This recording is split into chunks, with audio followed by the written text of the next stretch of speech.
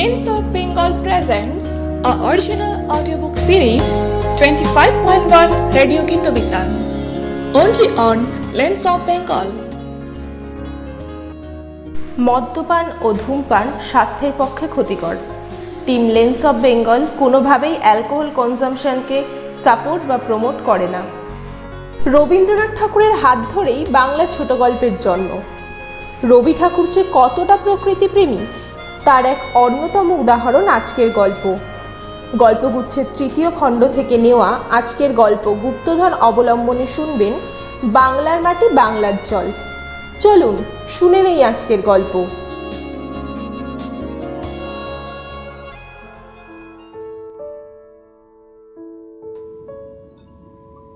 আমাবস্যার নিশীত রাত্রি।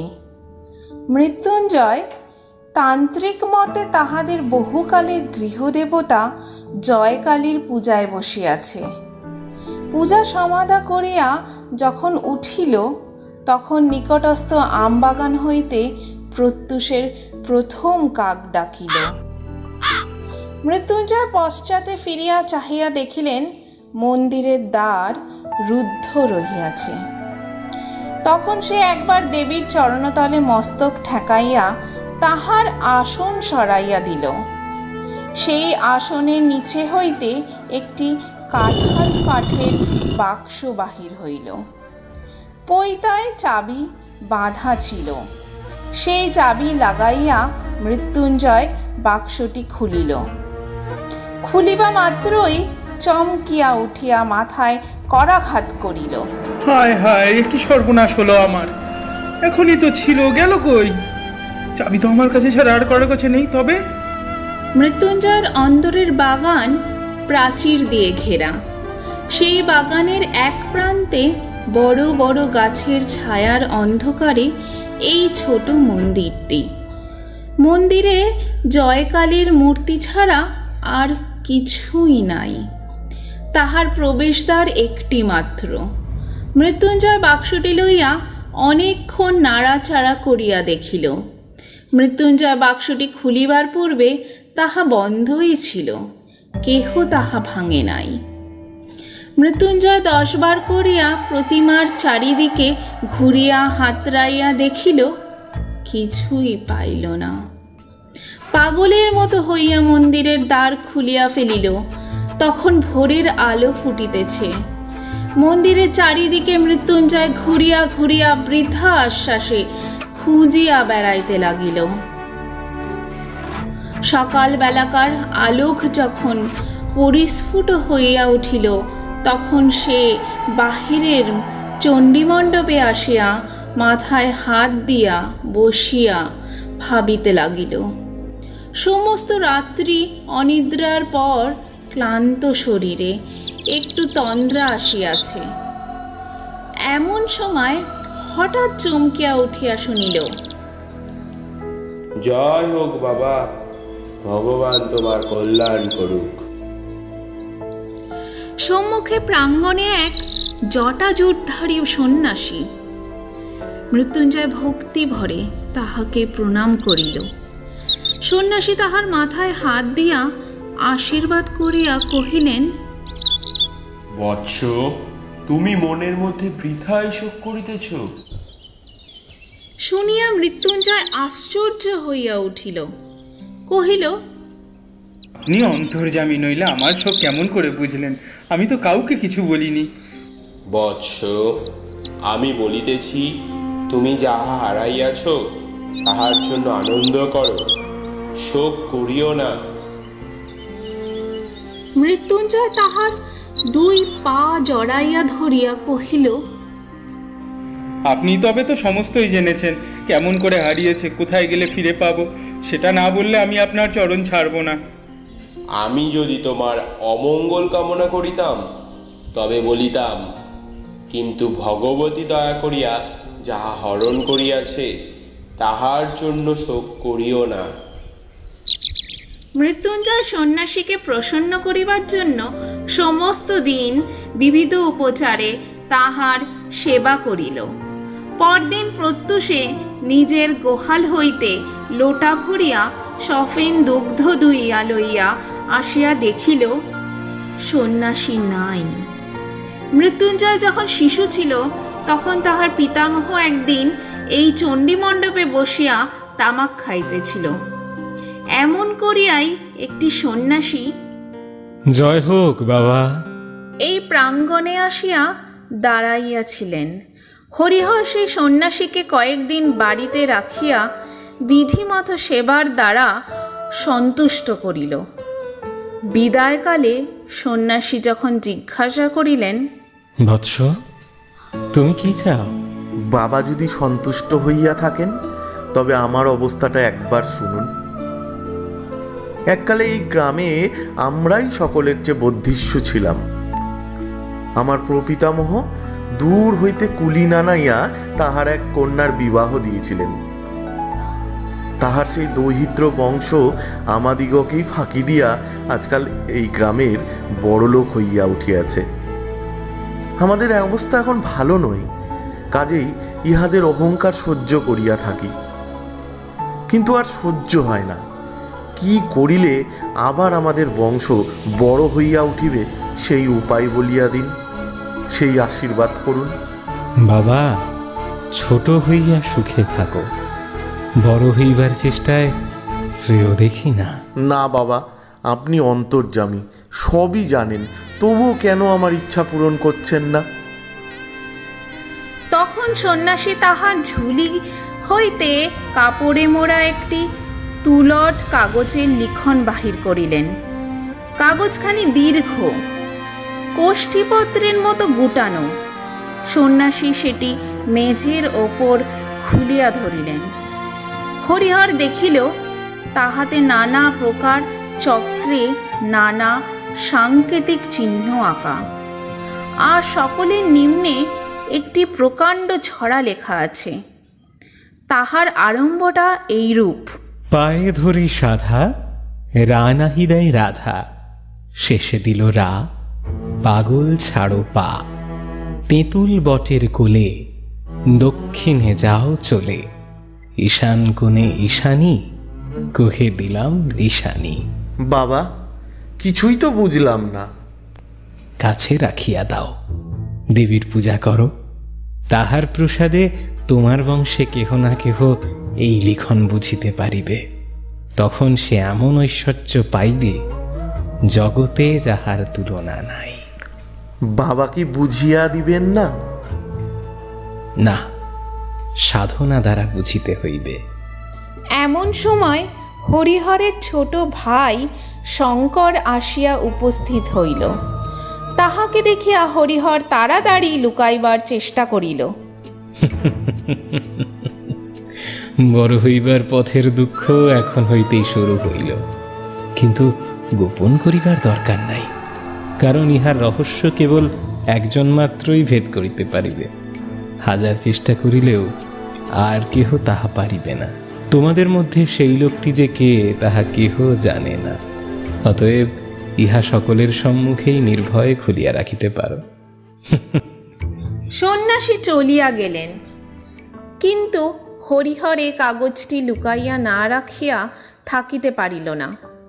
পাছে আর কেহ ইহা হইতে লাভবান হয়, পাছে তাহার ছোট ভাই শঙ্কর ইহার ফলভোগ করিতে পারে, এই আশঙ্কায় হরিহর এই কাগজটি একটি কাঁঠাল কাঠের বাক্সে বন্ধ করিয়া তাহাদের গৃহদেবতা জয়কালীর আসনতলে লুকাইয়া রাখিল। প্রত্যেক অমাবস্যায় নিশীত রাত্রে দেবীর পূজা সারিয়া সে একবার করিয়া সেই কাগজটি খুলিয়া দেখিত। যদি দেবী প্রসন্ন হইয়া তাহাকে অর্থ বুঝিবার শক্তি দেন। শঙ্কর কিছুদিন হইতে হরিহরকে মিনতি করিতে লাগিল। দাদা, আমাকে সেই কাগজটা একবার ভালো করিয়া দেখিতে দাও না। ধুর পাগল, সে কাগজ কি আছে? বেটা ভণ্ড সন্ন্যাসী কাগজে কতগুলো হিজি ভিজি কাটিয়া আমাকে ফাঁকি দিয়া গেল, আমি সে পুরাইয়া ফেলিয়াছি। শঙ্কর চুপ করিয়া রহিল। হঠাৎ একদিন শঙ্করকে ঘরে দেখিতে পাওয়া গেল না। তাহার পর হইতে সে নিরুদ্দেশ। হরিহরের অন্য সমস্ত কাজকর্ম নষ্ট হইল। গুপ্ত ঐশ্বর্যের ধ্যান এক মুহূর্ত সে ছাড়িতে পারিল না। মৃত্যুকাল উপস্থিত হইলে সে তাহার বড় ছেলে শ্যামাপদকে এই সন্ন্যাসী দত্ত কাগজখানি দিয়া গেল। এই কাগজ পাইয়া শ্যামাপদ চাকরি ছাড়িয়া দিল। জয়কালীর পুজোয় আর একান্ত মনে এই লিখন পাঠের চর্চায় তাহার জীবনটা যে কোন দিক দিয়ে কাটিয়া গেল তাহা বুঝিতে পারিল না। মৃত্যুঞ্জয় শ্যামাপদর বড় ছেলে। পিতার মৃত্যুর পরে সে এই সন্ন্যাসী দত্ত গুপ্ত লিখনের অধিকারী হইয়াছে। তাহার অবস্থা উত্তরোত্তর যতই হীন হইয়া আসিতে লাগিল, ততই অধিকতর আগ্রহের সহিত এই কাগজখানির প্রতি তাহার সমস্ত চিত্ত নিবিষ্ট হইল। এমন সময় গত অমাবস্যা রাত্রে পূজার পর লিখনখানি আর দেখিতে পাইল না। সন্ন্যাসীও কোথায় অন্তর্ধান করিল। এই সন্ন্যাসীকে ছাড়া হবে না, সমস্ত সন্ধান এর কাছ থেকেই পাওয়া যাবে। এই বলিয়া সে ঘর ছাড়িয়া সন্ন্যাসীকে খুঁজিতে বাহির হইল। 1 বৎসর পথে পথে কাটিয়া গেল। গ্রামের নাম ধারাগোল। সেখানে মৃত্যুঞ্জয় মুদির দোকানে বসিয়া তামাক খাইতেছিল আর অন্যমনস্ক হইয়া নানা কথা ভাবিতেছিল। কিছু দূরে মাঠের ধার দিয়ে একজন সন্ন্যাসী চলিয়া গেল। প্রথমটা মৃত্যুঞ্জয়ের মনোযোগ আকৃষ্ট হইল না।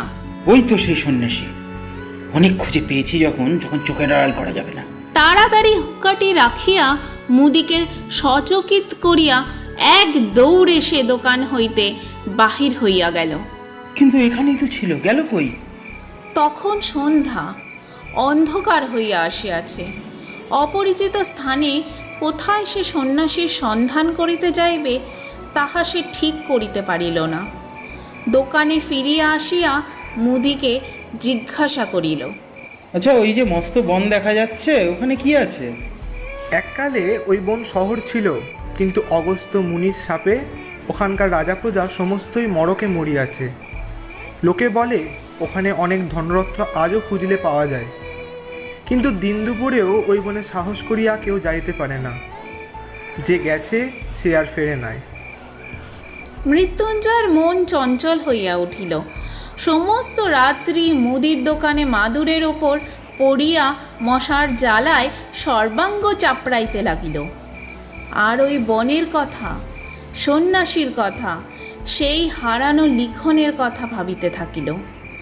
বারবার পড়িয়া সেই লিখনটি মৃত্যুঞ্জয়ের প্রায় কণ্ঠস্থ হইয়া গিয়াছিল।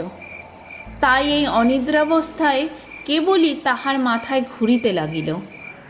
পায়ে ধরি সাধা, রা নাহি দেয় রাধা, শেষে দিল রা, পাগল ছাড়ো পা, তেঁতুল বটের কোলে, দক্ষিণে যাও চলে, ঈশান কোণে ঈশানী, কহে দিলাম নিশানী। মাথা গরম হইয়া উঠিল। কোনো মতেই এই কটা ছত্র সে মন হইতে দূর করিতে পারিল না। অবশেষে ভোরের বেলায় যখন তাহার তন্দ্রা আসিল, তখন স্বপ্নে এই 4 ছত্রের অর্থ অতি সহজে তাহার নিকট প্রকাশ হইল। রা নাহি দেয় রাধা, অতএব রাধার রা না থাকলে ধা থাকে, শেষে দিল রা, অতএব হলো ধারা। পাগল ছাড়ো পা, পাগলে পা ছাড়লে গোল বাকি থাকে, অতএব সমস্তটা মিলে হলো ধারাগোল। রে, এই জায়গাটার নাম তো ধারাগোলই বটে। স্বপ্ন ভাঙিয়া মৃত্যুঞ্জয় লাফাইয়া উঠিল। সমস্ত দিন বনের মধ্যে ফিরিয়া সন্ধ্যাবেলায় বহু কষ্টে পথ খুঁজিয়া অনাহারে মৃত্যুপ্রায় অবস্থায় মৃত্যুঞ্জয় গ্রামে ফিরিল। পরদিন চাদরে চিরা বাঁধিয়া পুনর্বার সে বনের মধ্যে যাত্রা করিল। অপরাহ্নে একটি দিঘির ধারে আসিয়া উপস্থিত হইল। দিঘির মাঝখানটা পরিষ্কার জল, আর পাড়ের গায়ে গায়ে চারিদিকে পথ আর কুমুদের বন। পাথরে বাঁধানো ঘাট ভাঙিয়া চুরিয়া পড়িয়াছে। সেইখানে জলে চিরা ভিজাইয়া খাইয়া দিঘির চারিদিক প্রদক্ষিণ করিয়া দেখিতে লাগিল। দিঘির পশ্চিম পাড়ের প্রান্তে হঠাৎ মৃত্যুঞ্জয় থমকিয়া দাঁড়াইল। দেখিল একটি তেঁতুল গাছকে বষ্টন করিয়া প্রকাণ্ড বটগাছ উঠিয়াছে। তৎক্ষণাৎ তাহার মনে পড়িল, তেঁতুল বটের কোলে দক্ষিণে যাও চলে। দক্ষিণে কিছু দূর যাইতেই ঘন জঙ্গলের মধ্যে আসিয়া পড়িল। সেখানে সে বেত ঝাড় ভেদ করিয়া চলা একেবারে অসাধ্য। এই গাছটাকে কোনো মতে হারালে চলবে না। এই গাছের কাছে ফিরিয়া আসিবার সময় ওই যে দূরে এক মন্দিরের চূড়ো দেখা যাচ্ছে, ওই দিকে যাই। সেই দিকের প্রতি লক্ষ্য করিয়া মৃত্যুঞ্জয় এক ভাঙা মন্দিরের কাছে আসিয়া উপস্থিত হইল। এ কি, এখানে তো একটা চুল্লি, পোড়া কাঠ আর ছাই পড়ে আছে। যাই মন্দিরের ভেতর যাই। এখানেও তো কোনো লোক নেই, প্রতিমা নেই, কেবল একটি কম্বল, কমণ্ডলু আর গেরুয়া উত্তরীয় পড়ে আছে। তখন সন্ধ্যা আসন্ন হইয়া আসিয়াছে। গ্রাম বহু দূরে। অন্ধকারে বনের মধ্যে পথ সন্ধান করিয়া যাইতে পারিবে কিনা, তাই এই মন্দিরে মনুষ্য বসতির লক্ষণ দেখিয়া মৃত্যুঞ্জয় খুশি হইল। মন্দির হইতে একটি বৃহৎ প্রস্তরখণ্ড ভাঙিয়া দ্বারের কাছে পড়িয়াছিল। সেই পাথরের ওপর বসিয়া নত শিরে ভাবিতে ভাবিতে মৃত্যুঞ্জয় হঠাৎ পাথরের গায়ে কি যেন লেখা দেখিতে পাইল। ঝুঁকিয়া পড়িয়া দেখিল একটি চক্র আঁকা। তাহার মধ্যে কতক স্পষ্ট, কতক লুপ্তপ্রায় ভাবে নিম্নলিখিত সাংকেতিক অক্ষর লেখা আছে। আরে, এই চক্রের চিহ্ন তো পরিচিত। আমাবস্যার রাত্রে পূজাগৃহে সুগন্ধ ধূপের ধূপে ঘৃতদীপালোকে তুলট কাগজে অঙ্কিত এই চক্রচিহ্নের উপর ঝুঁকিয়া পড়িয়া রহস্যভেদ করিবার জন্যে একাগ্র মনে সে দেবীর প্রসাদ যাচান্য করিয়াছে। আজ অভীষ্ট সিদ্ধির অত্যন্ত সন্নিকটে আসিয়া তাহার সর্বাঙ্গ যেন কাঁপিতে লাগিল। পাছে তীরে এসে তরি ডোবে, পাছে সামান্য একটা ভুলে তার সমস্ত নষ্ট হয়ে যায়, পাছে সেই সন্ন্যাসী আগে থেকে এই সমস্ত কিছু উদ্ধার করে নিয়ে গিয়ে থাকে। এই আশঙ্কায় তাহার বুকের মধ্যে তোলপাড় করিতে লাগিল। এখন যে তাহার কি কর্তব্য তাহা সে ভাবিয়া পাইল না। তাহার মনে হইল সে হয়তো ঐশ্বর্য ভাণ্ডারের ঠিক উপরেই বসিয়া আছে, অথচ কিছুই জানিতে পাইতেছে না। বসিয়া বসিয়া সে কালী নাম জপ করিতে লাগিল।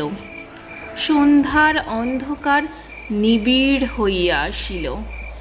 ঝিল্লির ধ্বনিতে বনভূমি মুখর হইয়া উঠিল।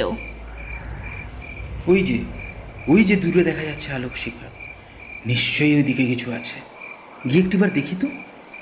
মৃত্যুঞ্জয় তাহার প্রস্তরাসন ছাড়িয়া উঠিয়া পড়িল, আর সেই শিখা লক্ষ্য করিয়া চলিতে লাগিল। বহু কষ্টে কিছু দূর গিয়া একটা অশ্বত্থ গাছের গুড়ির অন্তরাল হইতে স্পষ্ট দেখিতে পাইল তাহার সেই পরিচিত সন্ন্যাসী। অগ্নির আলোকে সেই তুলটের লিখন মেলিয়া একটি কাঠি দিয়া ছায়ের উপরে এক মনে অঙ্ক কষিতেছে।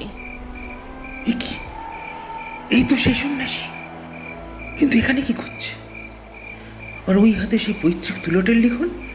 ভণ্ড চোর, এই জন্যই আমাকে শোক করতে নিষেধ করেছিল বটে। সন্ন্যাসী একবার করিয়া অঙ্ক কষিতেছে, আর একটা মাপকাঠি লইয়া জমি মাপিতেছে।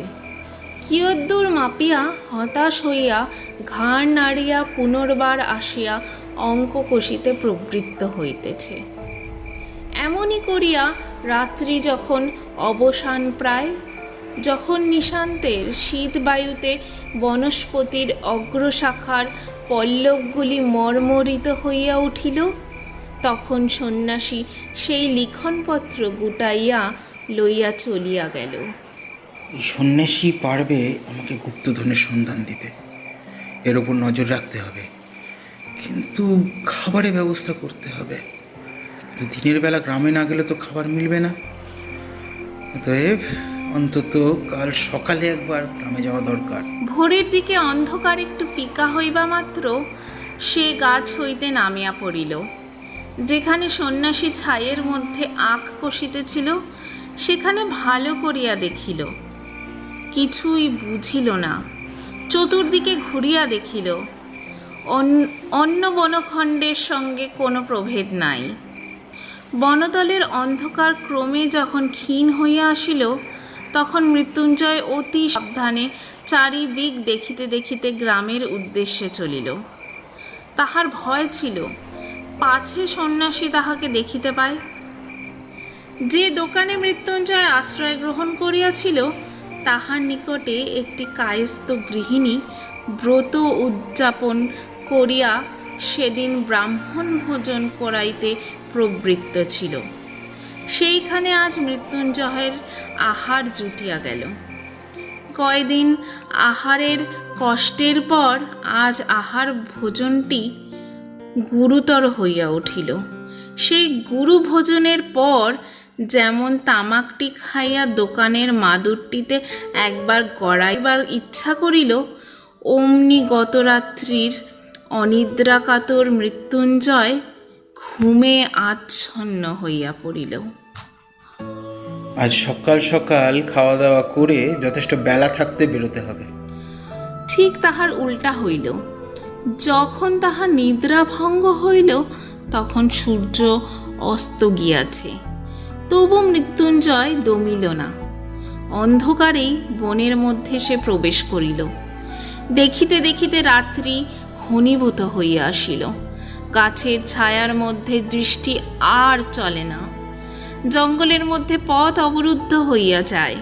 মৃত্যুঞ্জয় যে কোন দিকে কোথায় যাইতেছে তাহা কিছুই ঠাউর পাইল না।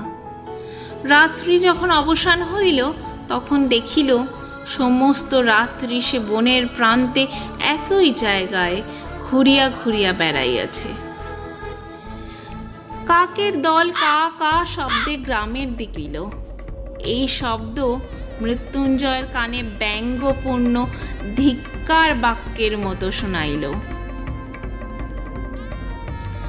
গণনায় বারংবার ভুল, আর সেই ভুল সংশোধন করিতে করিতে অবশেষে সন্ন্যাসী সুড়ঙ্গের পথ আবিষ্কার করিয়াছেন। সুড়ঙ্গের মধ্যে মশাল লইয়া তিনি প্রবেশ করিলেন। বাঁধানো ভিত্তির গায়ে শ্যাতলা পড়িয়াছে। মাঝে মাঝে এক এক জায়গায় জল চুইয়া পড়িতেছে।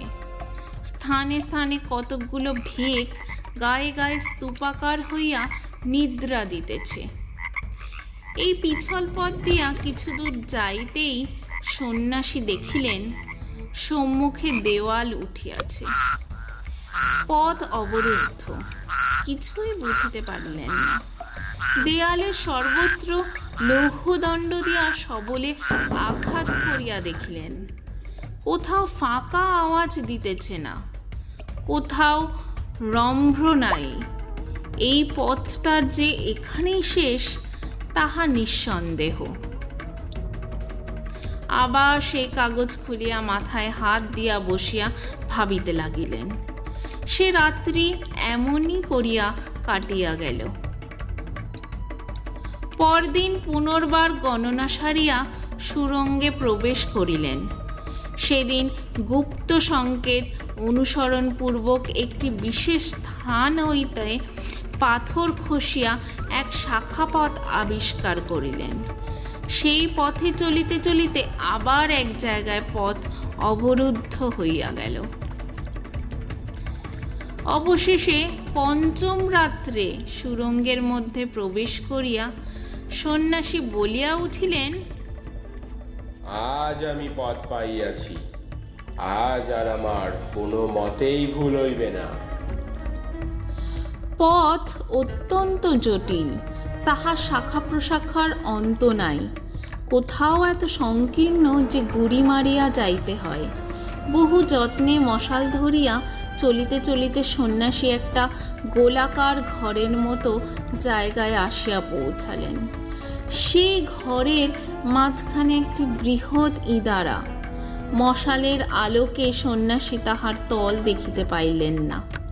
ঘরের ছাদ হইতে একটা মোটা প্রকাণ্ড লৌহ শৃঙ্খল ইদারার মধ্যে নামিয়া গেছে।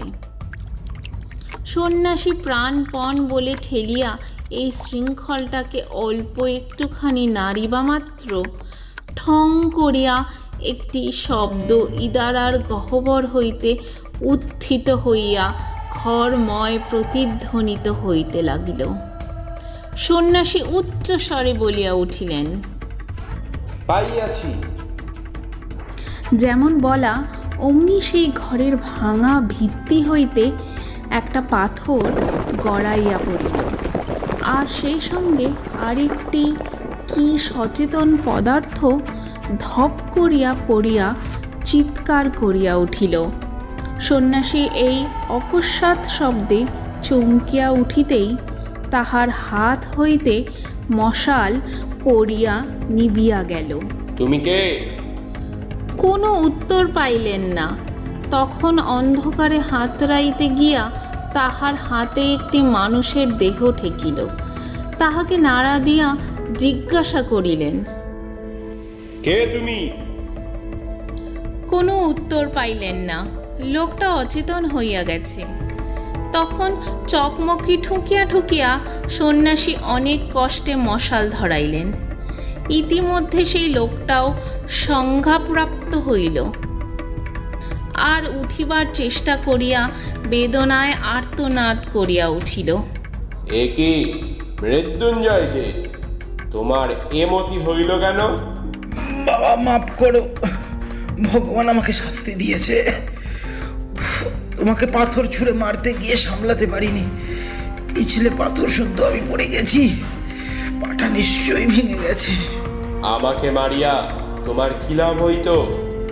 লাভের কথা তুমি জিজ্ঞেস করছো? তুমি কিসের লোভে আমার পূজা ঘর থেকে লিখনটা চুরি করে এই সুরঙ্গের মধ্যে ঘুরে বেড়াচ্ছ? তুমি চোর, তুমি ভণ্ড। আমার পিতামহকে যে সন্ন্যাসী এই লিখনটা দিয়েছিলেন, তিনি বলেছিলেন আমাদেরই বংশের কেউ এই লিখনের সংকেত বুঝতে পারবে। এই গুপ্ত ঐশ্বর্য আমাদের বংশের প্রাপ্য। তাই আমি এই কয়দিন না খেয়ে না ঘুমিয়ে তোমার পিছনে ছায়ার মতো ঘুরে বেড়াচ্ছি। আর যখন তুমি বলে উঠলে পেয়েছি, তখন আমি তার আর থাকতে পারলাম না। আমি তোমার পেছনে এসে ওই গর্তটার ভেতর লুকিয়ে বসেছিলাম। ওইখান থেকে একটা পাথর খসিয়ে তোমাকে মারতে গেলাম, কিন্তু শরীর দুর্বল, জায়গাটা অত্যন্ত পিছল, তাই পড়ে গেছি।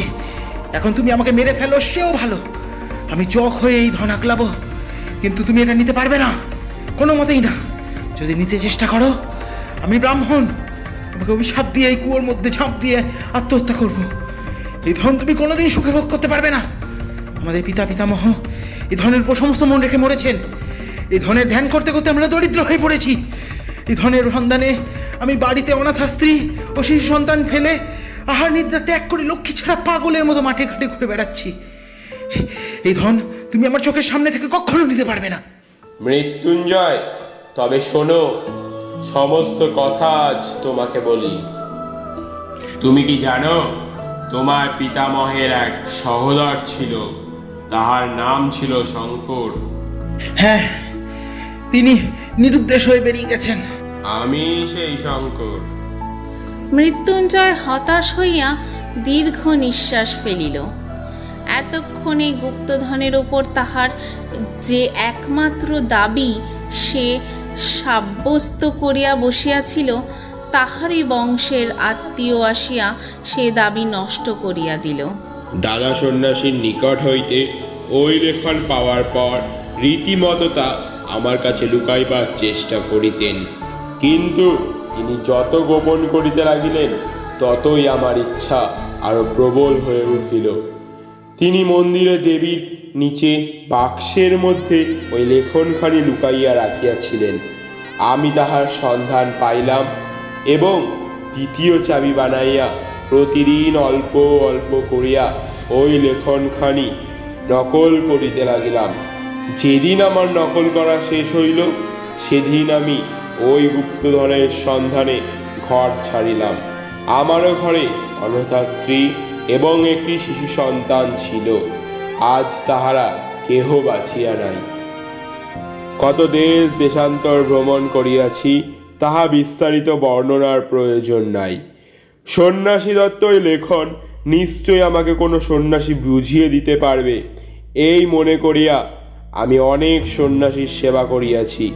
অনেক ভণ্ড সন্ন্যাসী আমার কাছ থেকে ওই কাগজখানি হরণ করিবার চেষ্টা করিয়াছিল। এইরূপ কত বৎসরের পর বৎসর কাটিয়াছে, আমার মনে এক মুহূর্তের জন্য সুখ ছিল না, শান্তি ছিল না। অবশেষে পূর্বজন্ম অর্জিত পুণ্যের বলে কুমায়ুন পর্বতে বাবা স্বরূপানন্দ স্বামীর সাথে সাক্ষাৎ পাইলাম। তিনি আমাকে কহিলেন, বাবা, তৃষ্ণা দূর করো, তাহা হইলেই বিশ্বব্যাপী অক্ষয় সম্পদ আপনিই তোমাকে ধরা দিবে। তিনি আমার মনের দাহ চুরাইয়া দিলেন। তাহার প্রসাদে আকাশের আলোক আর ধরনের শ্যামলতা আমার কাছে রাজ সম্পদ হইয়া উঠিল। একদিন পর্বতের শিলাতলে শীতল সায়নে পরমহংস বাবার ধুনিত আগুন জ্বলিতেছিল। সেই আগুনে আমার কাগজখানা সমর্পণ করিলাম। বাবা ঈষৎ হাসিলেন। সে হাসির অর্থ তখন বুঝি নাই, আজ বুঝিয়াছি। তিনি নিশ্চয়ই মনে মনে বলিয়াছিলেন, কাগজখানা ছাই করিয়া ফেলা সহজ, কিন্তু বাসনা এত সহজে ভস্ম হয় না। কাগজখানা যখন কোনো চিহ্ন রইল না, তখন আমার মনের চারিদিক হইতে একটা নাগপাশের বন্ধন যেন সম্পূর্ণরূপে খুলিয়া গেল। মুক্তির অপূর্ব আনন্দে আমার সম্পূর্ণ চিত্ত পরিপূর্ণ হইয়া উঠিল। আমি মনে করিলাম, এখন হইতে আমার চারিদিকে আর কোনো ভয় নাই। আমি জগতে কিছুই চাই না। ইহার অনতিকাল পরে পরমাংশ বাবার সঙ্গ হইতে চ্যুত হইলাম। তাহাকে অনেক খুঁজিলাম, কোথাও তাহার দেখা পাইলাম না। আমি তখন সন্ন্যাসী হইয়া নিরসক্ত চিত্তে ঘুরিয়া বেড়াইতে লাগিলাম। অনেক বৎসর কাটিয়া গেল, সেই লেখনের কথা প্রায় ভুলিয়াই গেলাম। এমন সময় একদিন এই ধারাগোলের বনের মধ্যে প্রবেশ করিয়া এই ভাঙা মন্দিরে আশ্রয় নিলাম। দুই একদিন থাকিতে থাকিতে দেখিলাম মন্দিরের ভেতরের দেওয়ালে স্থানে স্থানে নানা রকম চিহ্ন আঁকা। এই চিহ্নগুলো আমার পূর্ব পরিচিত। এতকাল বহুদিন যাহার সন্ধানে ফিরিতেছিলাম, তাহার যে নাগাল পাওয়া যাইতেছে, তাহাতে আমার সন্দেহ রহিল না। আমি কহিলাম, এখানে আর থাকা হইবে না, এ বন ছাড়িয়া চলিলাম। কিন্তু ছাড়িয়া যাওয়া আর ঘটিল না। মনে হইল, দেখাই যাক না কি আছে। কৌতূহল একেবারে নিবৃত করিয়া যাওয়াই ভালো। চিহ্নগুলো লইয়া অনেক আলোচনা করিলাম, কোনো ফল হইল না। বারবার মনে হইতে লাগিল, কেন সে কাগজখানা পোড়াইয়া ফেলিলাম? সেখানে রাখিলেই বা ক্ষতি কি ছিল? তখন আবার আমার জন্মগ্রামে ফিরিয়া গেলাম।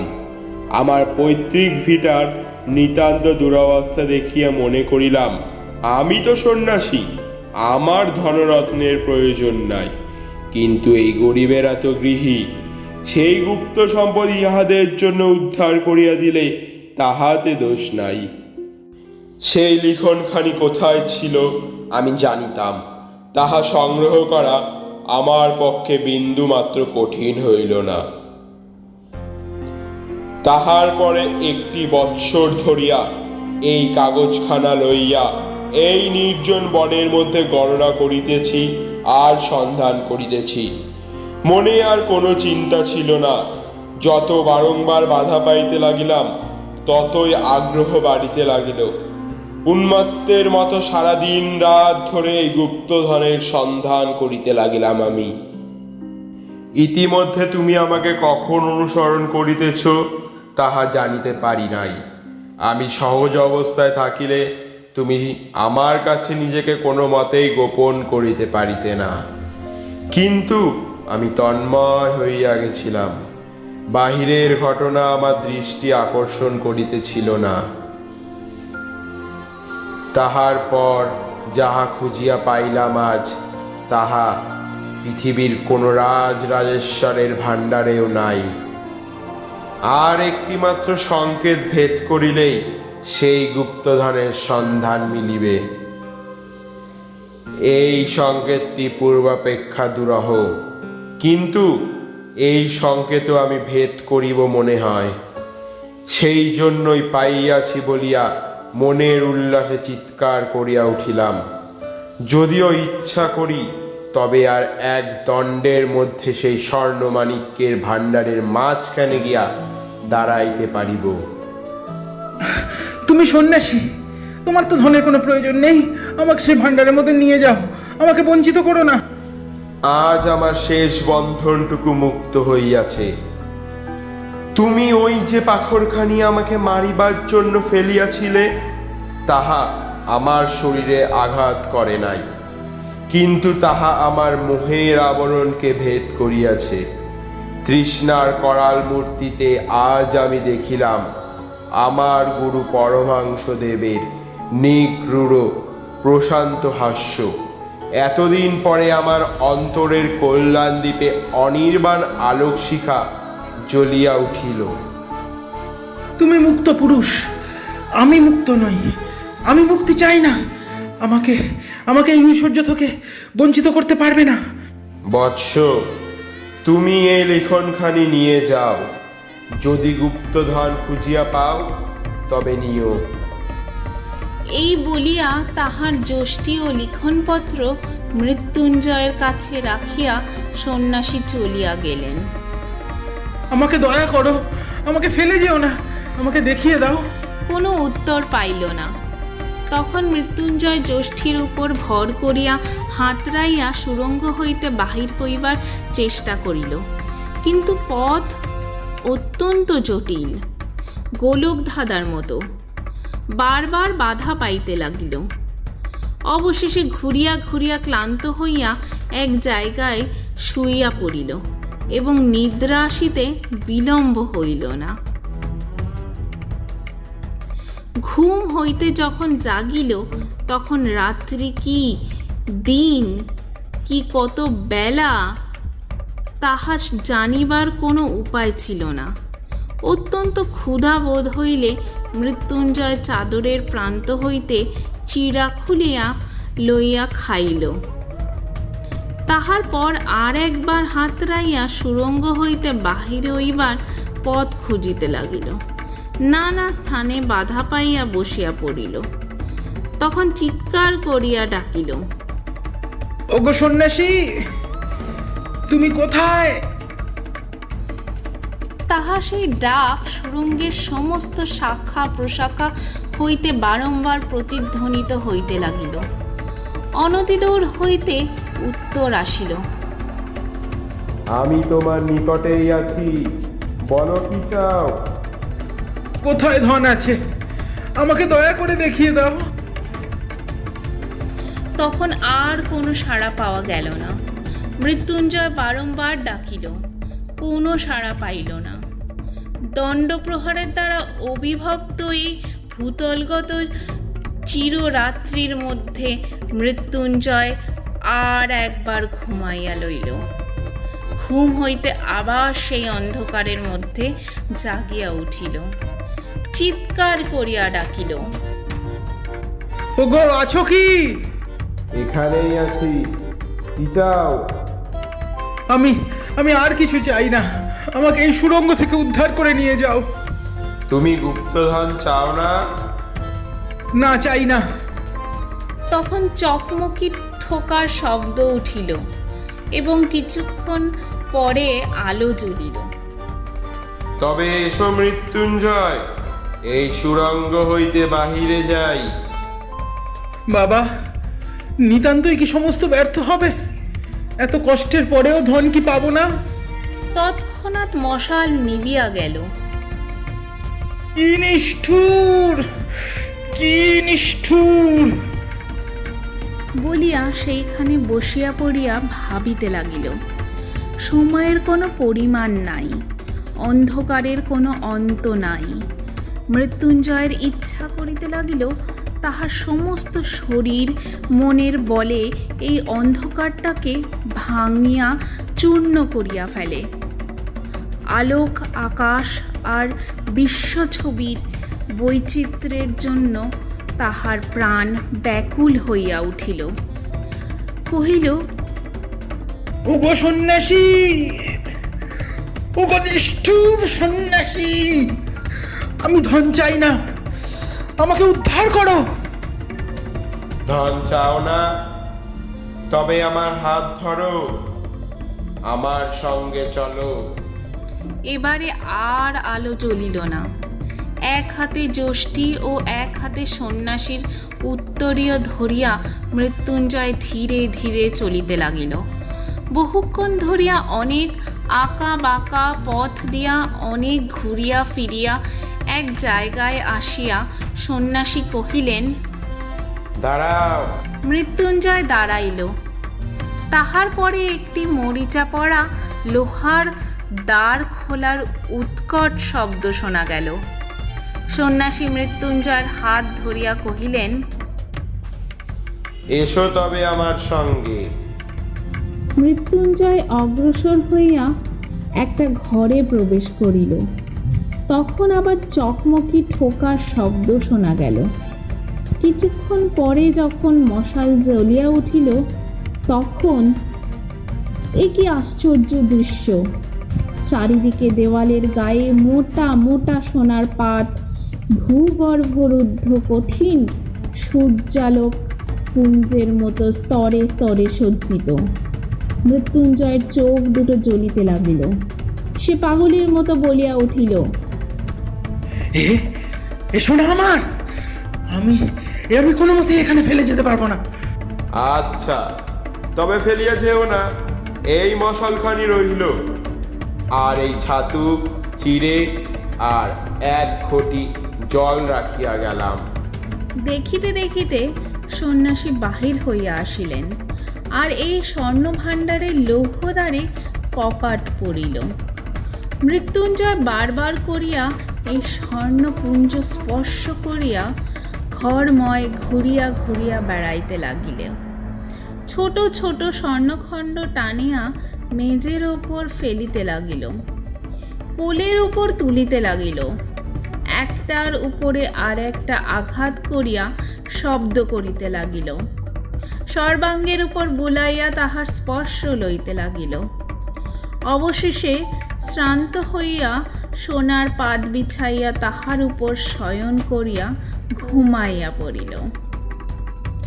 জাগিয়া উঠিয়া দেখিল চারিদিকে সোনা ঝকমক করিতেছে, সোনা ছাড়া আর কিছুই নাই। মৃত্যুঞ্জয় ভাবিতে লাগিল, পৃথিবীর উপরে হয়তো এতক্ষণে প্রভাত হইয়াছে, সমস্ত জীব জন্তু আনন্দে জাগিয়া উঠিয়াছে। তাহাদের বাড়িতে পুকুরের ধারের বাগান হইতে প্রভাতে যে একটি স্নিগ্ধ গন্ধ উঠিত, তাহাই কল্পনায় তাহার নসিকায় যেন প্রবেশ করিতে লাগিল।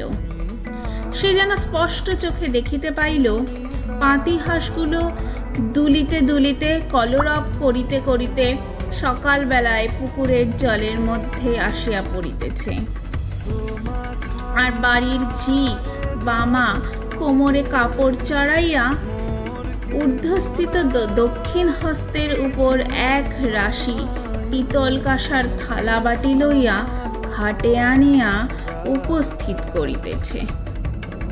ওগো সন্ন্যাসী ঠাকুর, আছো কি? দ্বার খুলিয়া গেল। সন্ন্যাসী কহিলেন,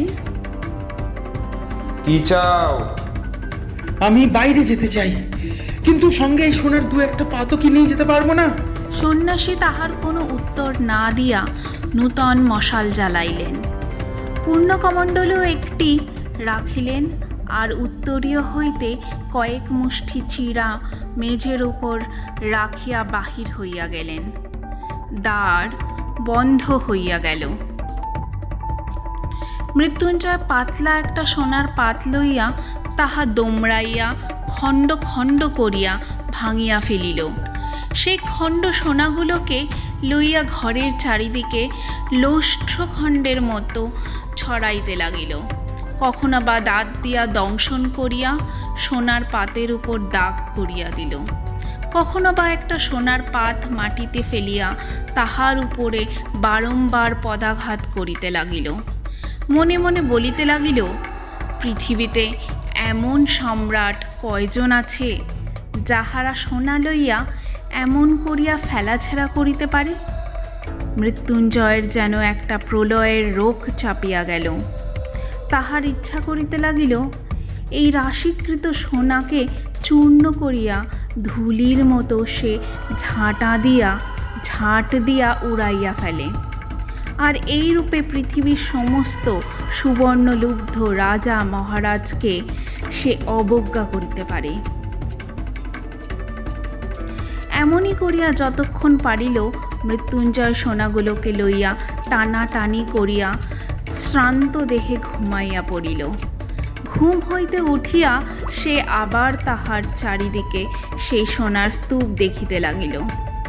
সে তখন দ্বারে আঘাত করিয়া চিৎকার করিয়া বলিয়া উঠিল, ওগো সন্ন্যাসী, আমি এ সোনা চাই না, সোনা চাই না। কিন্তু দ্বার খুলিল না। ডাকিতে ডাকিতে মৃত্যুঞ্জয়ের গলা ভাঙিয়া গেল, কিন্তু দ্বার খুলিল না।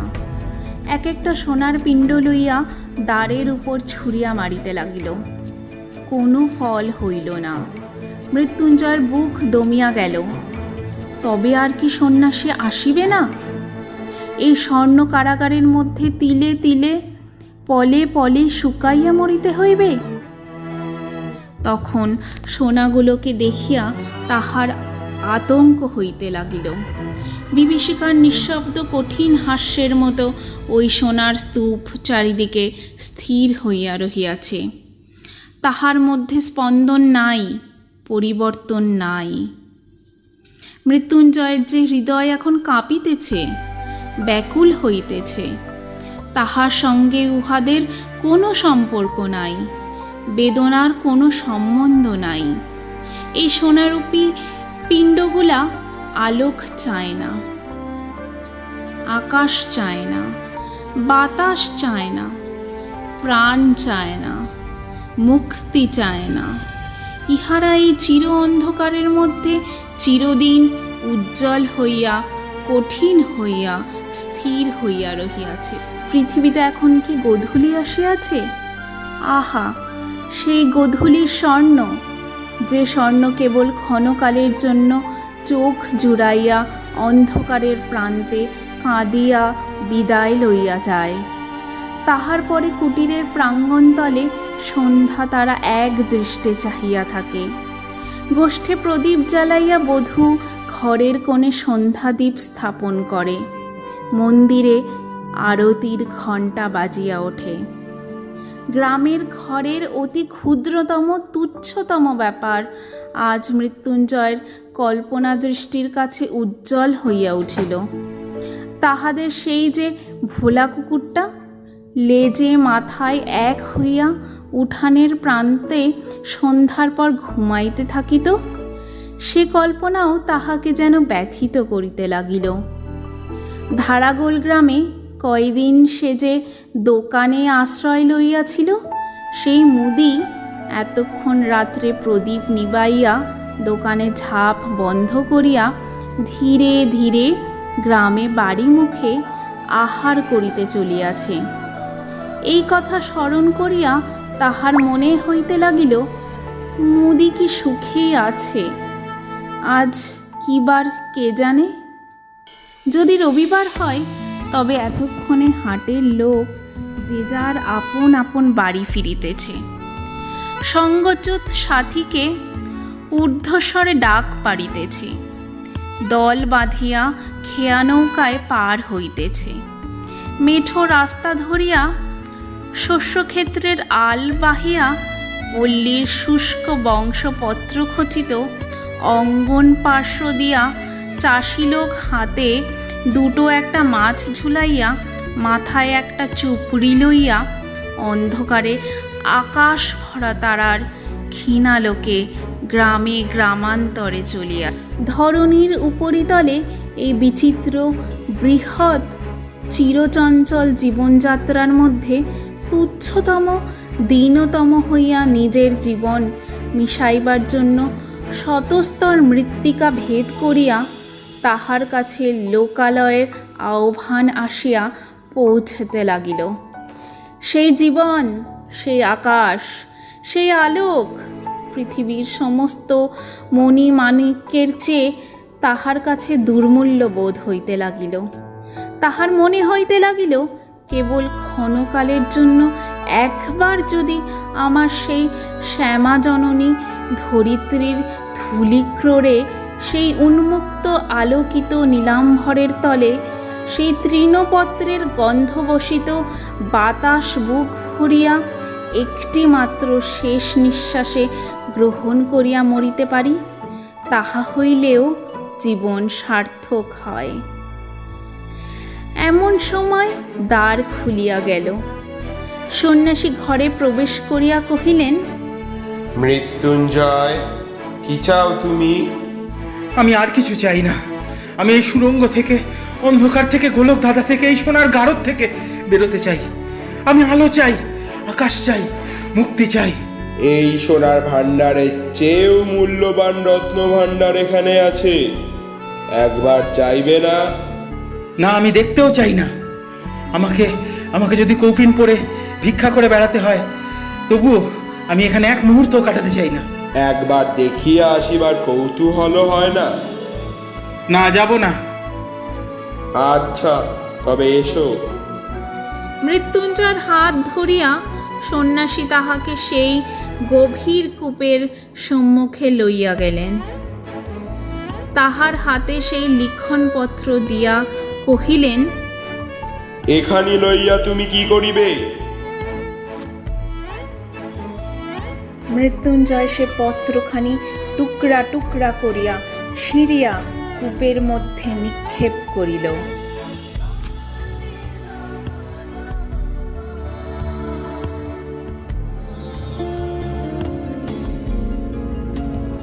আজ গুপ্তধন গল্প অবলম্বনে শুনলেন বাংলার মাটি বাংলার জল। গল্পে মৃত্যুঞ্জয় চরিত্রে দেবোত্তীর্ণ, হরিহর চরিত্রে দীপঙ্কর, সন্ন্যাসী চরিত্রে তমাল, শঙ্কর ওরফে সাধু বাবার চরিত্রে অরূপ, মুদির চরিত্রে শুভম, স্বামীজি চরিত্রে সুদীপ। গল্পের সূত্রধার রানু।